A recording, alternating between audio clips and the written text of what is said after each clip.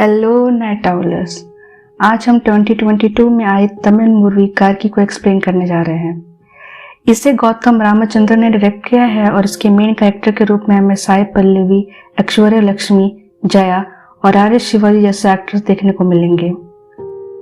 मैं ये एक्सप्लेनेशन शुरू करने से पहले आपको एक ट्रिगर वार्निंग देना चाहूँगी, क्योंकि ये मूवी सेक्सुअल अब्यूज को पर बेस्ड है। तो अगर आप इस कंटेंट को लेकर सेंसिटिव हैं तो कृपया ये मूवी और एक्सप्लेनेशन मत देखिए। इस मूवी की शुरुआत कार्की नाम की एक लड़की को दिखाते हुए होती है, जो एक स्कूल टीचर होती है और उसकी कुछ महीनों में शादी होने वाली थी।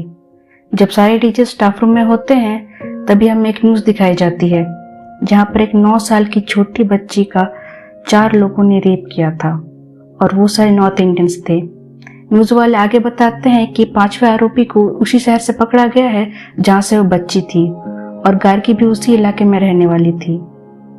तभी हमें गार्गी के बचपन के कुछ पल दिखाए जाते हैं, जहाँ पर हमें पता चलता है कि वो भी छोटी उम्र में अपने टीचर के द्वारा हरासमेंट का शिकार बनी थी। वो घर पहुंचकर बच्चों को ट्यूशन पढ़ाती है। गार्गी के घर पे उसकी माँ, पापा और एक छोटी बहन थी, जिसको लेकर वो काफी ओवरली कंसर्न रहती थी। रात हो जाती है लेकिन अभी तक गार्गी के पिता वापस नहीं आए थे। वो शांति अपार्टमेंट्स में वॉचमैन का काम किया करते थे। अपने पिता का पता लगाने अपार्टमेंट जाती है, जहां पर उसे पता चलता है कि उसी केस की वजह से अपार्टमेंट के सारे वर्कर्स को पुलिस स्टेशन ले जाया गया है पूछताछ के लिए। उसे वहां सैंड्रा मिलती है, जिसके पिता भी वहां काम करते थे। गार्गी घर वापस आ जाती है और अपनी माँ से झूठ बोल देती है कि उसके पिता नाइट शिफ्ट में बिजी हैं। तभी सैंड्रा गार्गी के पास आती है, जिसको पुलिस स्टेशन बुलाया गया था। गार्गी भी उसके साथ जाती है और पुलिस स्टेशन पे सैंड्रा को उसके पिता मिल जाते हैं। गार्गी इंस्पेक्टर से बात करती है, तब उसके पैरों के नीचे की जमीन खिसक जाती है जब उसे बताया जाता है कि उसके पिता इस केस में 5वें आरोपी के रूप में पकड़े गए हैं। वो इंस्पेक्टर गार्गी को इस शहर को जल्द से जल्द छोड़ने की सलाह देता है, इसके पहले की खबर फैल जाए। गार्गी अपने एक जानने वाले को कॉल करती है, जो एक लॉयर भी थे। वो उसे वहां से जाने की सलाह देते हैं। इतना सब होने के बाद भी गार्गी अपनी मां को कुछ नहीं बताती। अगले दिन उसके पिता की कोर्ट की हियरिंग होती है, पर जैसे वो घर से बाहर निकलती है उसे रिपोर्टर्स चारों तरफ से घेर लेते हैं। अब तक ये खबर पूरी मीडिया में सर्कुलेट हो चुकी थी। हम देखते हैं कि कोर्ट के बाहर का माहौल काफी ज्यादा गर्म होता है। उन आरोपियों की हियरिंग होती है, जिसमें गार्गी के पिता ब्रह्मानंदन अपना जुर्म नहीं कबूल करते। उन सबको जैसे ही बाहर लाया जाता है तो गुस्साई भीड़ उन पर हमला कर देती है, लेकिन पुलिस वहां आकर उन्हें बचा लेती है। गार्गी लॉयर के साथ होती है, जो उसका केस लड़ने से मना कर देते हैं, क्योंकि लॉयर्स एसोसिएशन ने उन्हें केस हैंडल करने से मना कर दिया था। लॉयर के असिस्टेंट इंद्रांश गार्गी को फ्री लीगल एडवाइस लेने को बोलते हैं, पर यह भी काम नहीं आता। वो हताश मन से घर जा ही रही होती है कि तभी उसे अपना फियांसे मिलता है, जो उसे अपने साथ भाग चल शादी करने को बोलता है। लेकिन गार्गी अपने पिता को इंसाफ दिलाए बिना कहीं नहीं जाने वाली थी। उसके नजर में उसके पिता बेकसूर थे। गार्गी घर वापस पहुंचती है, पर अब तक उसकी मां तक ये खबर पहुंच चुकी थी। रात को वही लॉयर्स असिस्टेंट इंद्रांश उसके घर आता है और उसके पिता का केस लेने का ऑफर देता है। गार्गी ये ऑफर एक्सेप्ट कर लेती है, क्योंकि अभी उसके पास और कोई चारा नहीं बचा था। अगली सुबह उसे स्कूल वाले भी नौकरी से निकाल देते हैं। उसके परिवार की हालत काफी खराब हो चली थी। इतने दिनों के भाग दौड़ के बाद भी इंद्रांश के पास ऐसा कुछ ठोस सबूत नहीं आया था जिससे वो ब्रह्मानंदन को कोर्ट में बेकसूर साबित कर पाए। लेकिन तभी वो लोग उस सुनवाई में जाते हैं। सुनवाई शुरू होती है, जहां पर डिफेंस पूरे केस की डिटेल्स हमें बताते हैं। वो बताया जाता है कि विक्टिम शांति अपार्टमेंट में रहने वाली थी और उनमें से एक आरोपी उसी अपार्टमेंट में काम किया करता था। उस बच्चे को एक दिन अकेला पाकर वो अपने 4 दोस्तों के साथ उस बच्ची को बेहोश कर उसका सेक्सुअल अब्यूज करता है और वहां से सारे आरोपी भाग जाते हैं, लेकिन पुलिस उन्हें पकड़ लेती है और वो विक्टिम फर्स्ट परेड के दौरान उन सारे आरोपियों को आइडेंटिफाई कर लेती है। बट अकॉर्डिंग टू हर एक 5वां आरोपी भी था, जिसकी वजह से ब्रह्मानंदन को अरेस्ट कर लिया गया था और सेकेंड परेड के दौरान वो बच्ची उसे भी आइडेंटिफाई कर लेती है। इंद्रांश के पास डिफेंस में बोलने के लिए कुछ नहीं था। जज उसे एक मौका दे देती है। तभी वो केस की डिटेल्ड फाइल्स को पढ़ता है और अब उसे अपना सबूत मिल चुका था। वो पुलिस इंस्पेक्टर से सेकंड परेड की डिटेल्स मांगता है, जहां पर वो बताता है कि सेकंड परेड के दौरान विक्टिम की हालत काफ़ी ज़्यादा ख़राब हो चुकी थी डर की वजह से, और उसे स्ट्रेस कम करने की दवाई खानी थी। लकीली इंस्पेक्टर का ड्राइवर भी सेम मेडिसिन कंज्यूम किया करता था और उसे वही दवाई खिलाई गई। इसी पर इंद्रांश सवाल उठाता है कि एक अडल्ट की मेडिसिन एक बच्ची को कैसे दी गई, जिसकी वजह से उसकी जान को भी खतरा हो सकता था। और क्योंकि वो मेडिसिन हाई एमजी की थी तो गोली खाने की वजह से शायद वो विक्टिम अपने होश में नहीं थी, जिसकी वजह से उसने गलत इंसान को आइडेंटिफाई कर लिया। इसी दलील के आधार पर जज एक सेकंड परेड करने का फैसला सुनाती है, लेकिन अभी तक ब्रह्मानंदन बेकसूर साबित नहीं हुए थे। अगले दिन गार्गी और इंद्रांश उसके पिता से मिलने जाते हैं।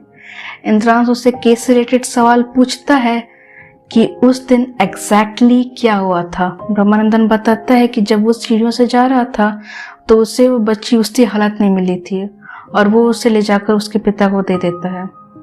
इस पर इंद्रांश अपना दूसरा सवाल पूछता है कि वो वहां 6 बजे के बाद क्यों रुका था, जबकि उसकी शिफ्ट 6 बजे को खत्म हो जाती है। इस पर ब्रह्मानंदन बताता है कि उस दिन सैंड्रा का रिश्ता आया हुआ था, जिसकी वजह से उसके पिता उसमें बिजी होने वाले थे और वो काम पर नहीं आने वाले थे, और उसी की वजह से वो वहां नाइट शिफ्ट के लिए रुकने वाला था। गार्गी और इंद्रांश इस केस से रिलेटेड सारे सबूत इकट्ठा करने में लग जाते हैं। इसी के बीच इंस्पेक्टर बच्चे के पिता से मिलते हैं ताकि वो उसे थर्ड परेड के लिए परमिशन ले पाए। हमें फिर पास का सीन दिखाया जाता है, जहां पर हमें गार्गी का बचपन दिखाया जाता है, जहां पर वो टीचर उसे परेशान करता है, लेकिन इस बार उसके पिता आकर उसे बचा लेते हैं। सीन वापस से प्रेजेंट पर आता है, जहां पर हम गार्गी और इंद्रांश को विक्टिम से मिलने जाते हुए देखते हैं, जो कि एक्चुअली में इलीगल है। बच्चे के पिता काफी ज्यादा गुस्से और दुख में नजर आ रहे थे, लेकिन वो तब भी उन्हें बच्ची से बात करने की परमिशन दे देते हैं। लेकिन उसी समय विक्टिम का भाई आ जाता है और उन्हें घर से बाहर निकाल देता है। इसी के साथ थर्ड परेड का भी दिन आ जाता है, लेकिन इस बार इंद्रांश के पास एक ठोस सबूत था। वो उसके गार्गी और विक्टिम के पिता के बीच में हुई बात को रिकॉर्ड कर लिया था और उसे एज अ सबूत कोर्ट में पेश किया था। इस क्लिप में हमें दिखाया जाता है कि विक्टिम अपने सेकंड परेड के दौरान काफी ज्यादा डरी हुई थी और वो ब्रह्मानंदन को आइडेंटिफाई नहीं कर पा रही थी, और उसके पिता ने ही उसे ब्रह्मानंदन को आइडेंटिफाई करने में मदद किया था। उसके पिता की आंखों में वो एक आरोपी था। इंद्रांश ये दलील देता है कि विक्टिम का ब्रह्मानंदन को आइडेंटिफाई करना उसके पिता के द्वारा इन्फ्लुएंस था, जिसकी वजह से शायद बच्ची ने गलत इंसान को पहचान लिया। जज आइडेंटिफिकेशन के लिए वापस बच्ची को बुलाता है, लेकिन वो बच्ची काफी ज्यादा डरी हुई थी और उसके पिता उसे वहां से ले जाते हैं। इसी के आधार पर पहचान ना होने की वजह से ब्रह्मानंदन को टेम्पररी बेल दी जाती है, लेकिन ये केस अभी भी पूरी तरीके से सॉल्व नहीं हुआ था। अब रात हो चली थी। ब्रह्मानंदन से मिलने उसके दोस्त आए थे और वो गार्गी से कुछ बातचीत करते हैं, जिसके दौरान गार्गी उनसे सैंड्रा के रिश्ते के बारे में पूछती है, जिस पर वो बताते हैं कि वो भाग चुकी है। इसी गर्मजोशी बातों के बीच में उनके मुंह से गलती से निकल जाता है कि उस दिन वो काम पर गए थे, लेकिन वो अपार्टमेंट के रूम में सो रहे थे। इसको सुनकर गार्गी को एक बहुत बड़ा झटका लगता है। सैंड्रा के पिता आगे बताते हैं कि जब वो 6 बजे करीब वापस अपार्टमेंट में काम करने गए थे तो उन्हें वो बच्ची उसी हालत में मिली थी। उसे वो देख के काफी ज्यादा डर गए थे। वो सीधा ब्रह्मानंदन के पास जाते हैं, जो उन्हें उस रूम में सोने की सलाह देता है और बोलता है कि वो खुद इस सिचुएशन को हैंडल कर लेगा। और हमें दिखाया जाता है कि ब्रह्मानंदन ने एक्चुअली उस बच्ची को अब्यूज किया था। अगले दिन जब उसकी बेल की हाजिरी देने सब पुलिस स्टेशन गए थे तो गार्गी उनसे सीधा सवाल पूछ लेती है कि उस दिन क्या हुआ था। वहां पर टेम्पररी कोर्ट बैठाई जाती है और हमें एक दिन पहले का सीन दिखाया जाता है, जहाँ पर गार्गी और इंद्रांश उस बच्ची के पास गए थे। गार्गी उस बच्ची को अपने पिता का फोटो दिखाती है, जहाँ पर वो बच्ची उसके पिता को आइडेंटिफाई कर लेती है एज द 5वां आरोपी, जिसको सुनकर गार्गी को बहुत बड़ा झटका लगता है। जिस पिता को बेकसूर साबित करने के लिए उसने इतनी दिक्कतों का सामना किया, उसी पिता ने एक बच्ची के साथ इतना घिनौना काम किया। सीन वापस से प्रेजेंट में आता है, जहाँ पर वो बच्ची ब्रह्मानंदन को फिर से आइडेंटिफाई कर लेती है और इसी के साथ गार्गी के पिता को जेल हो जाती है और ये मूवी यहीं पर ख़त्म हो जाती है। इस मूवी में हमें एक अच्छी सीख भी सिखाई जाती है कि हमें हमेशा सच का साथ देना चाहिए।